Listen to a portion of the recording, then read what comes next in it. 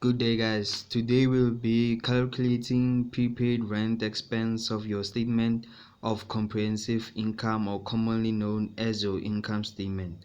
The most basic but most important principle you need to know when dealing with your income statement is that you should always add your accrued amounts or adjustments. So these accrued adjustments or amounts are summed up as your accrued incomes and your accrued expenses. But then another thing is that you should always subtract or minus your prepaid amounts or prepaid adjustments, commonly known as your prepaid expenses and your deferred income. So I'm given the financial statements of Big Blue Stores, which ended on 28 February 2017. Quickly going to my adjustments and additional information, going to adjustment number 7. I'm given the information that the rent expense was increased by 10% on 1 January 2017. On 1 February 2017.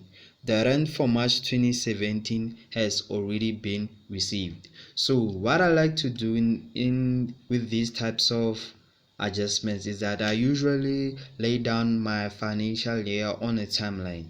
So as you can clearly see on my timeline, my financial year ends on 28 February 2017 and it started on 1 March 2016. So going to the first point, the rent expense was increased by 10% on 1 February 2017, meaning that on this day, on the beginning of 1 February 2017, I have an increase in my rent expense by 10%. Right. So you just clearly show that on your timeline so that when you calculate you do not become lost. So going over to the second point, the rent for March 2017 has already been received, meaning that I have an additional month that I've already paid for, which is my March 2017. But then my March 2017 isn't in my financial year or even in my timeline, so it is what we call a prepaid. So in this instance, because it is an expense, it is my prepaid expense, which is bad. I shouldn't be actually paying for it up until the next financial year. So guys, first things first is that we need to know how many months percentage wise have I as a business have been paying rent at the original price, which is 100%. So you get your month here by looking at your timeline. So my timeline on 1 March 2016 up until this point here, January, I've been paying rent for 100%, my original, so which is 100%. So how many months are they? They are 11 months. You're just going to say 100 times 11. And the next step is that you should add all your increased percentages in months. So how many months did I pay using with that 10% increase?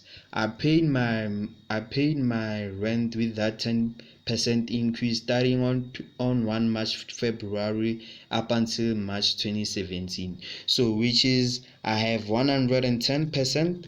I multiply that by my 2 months. So basic maths, 110 times 2 is equals to 220, plus that by 1100. After that, you simply add these two to get your amount of 1320. So what you need to know, the third step that you need to do is to find out what am I actually calculating. I'm actually calculating the prepaid amount of March 2017 in order for me to subtract it from my rent expense account. So how many months are prepaid? It is 1 month. So that 1 month, it includes that 10% increase, which is 110. So what you're going to do is to find out from your pre-adjustment trial balance from your pre-adjustment trial balance is that in all how much did I pay. So from my pre-adjustment trial balance I can say that I paid 63,360. So as I paid 63,360, I have a prepaid rent expense of 110%. I'm simply going to divide it by this amount here that I've calculated, which should be my total rent that I've paid for in percentage wise. So I'm just going to put this amount here below my 110%. So we're just going to do our calculations now, which is 63,260 times 110 divided by 1,320, which is equals to 5,280. So as this 5,280, it is your prepaid expense. You subtract it from your respective rent expense account. So guys, please share and like this video and make sure to tune in for more accounting problems solved.